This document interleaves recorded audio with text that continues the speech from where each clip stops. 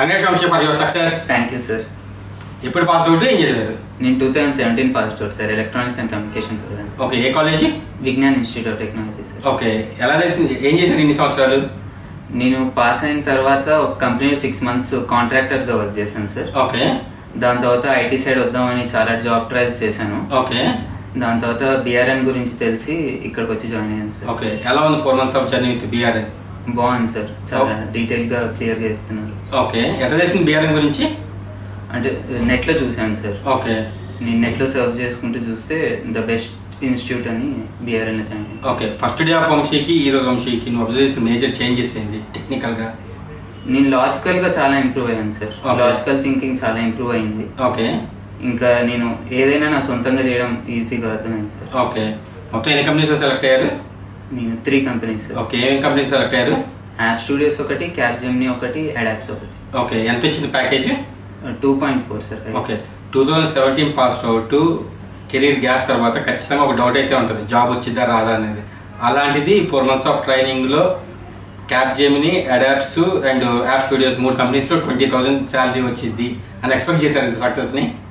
లేదు sir, expect అయితే చేయలేదు. ఓకే, ఎక్కడో చిన్న హోప్ ఉండేది కానీ only because of BRN. Okay, normal ట్రైనింగ్స్కి బీఎంటెక్ ట్రైనింగ్స్కి నువ్వు అబ్జర్వ్ చేసే మేజర్ చేంజెస్ ఏంటి? నార్మల్ దాంట్లో అందరినీ ఒకటే బ్యాచ్ లాగా తీసుకెళ్లి కూర్చోబెట్టేసి అందరికి ఒకటేసారి చెప్పేస్తారు.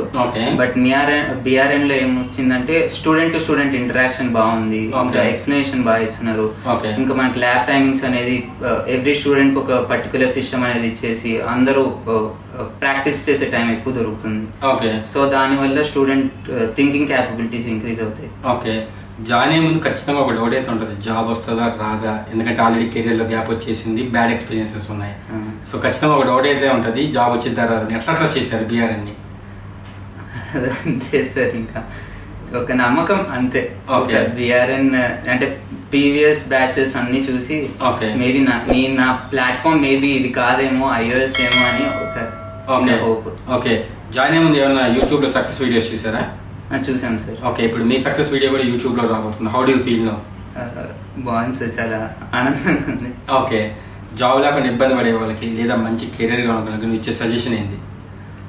ఎవరైనా జాబ్ కోసం అంటే ట్రై చేయండి, ట్రై చేశాక కానీ మీకు కానీ ఒకవేళ జాబ్ దొరకట్లేదు అని మాత్రం డిసప్పాయింట్ అవ్వద్దు. బీఆర్ఎన్కి వచ్చి జాయిన్ అవుతే సమ్ ఆర్ ద అదర్ అంటే ఏదో ఒక ప్లాట్ఫామ్లో మీ థింకింగ్ అనేది ఇంక్రీజ్ అవుతుంది, దానివల్ల మీకు కాన్ఫిడెన్స్ బిల్డ్ అయ్యి పక్కా ప్లేస్ అవుతారు sir. Okay, anyways thanks for feedback and all the best for future. Thank you sir.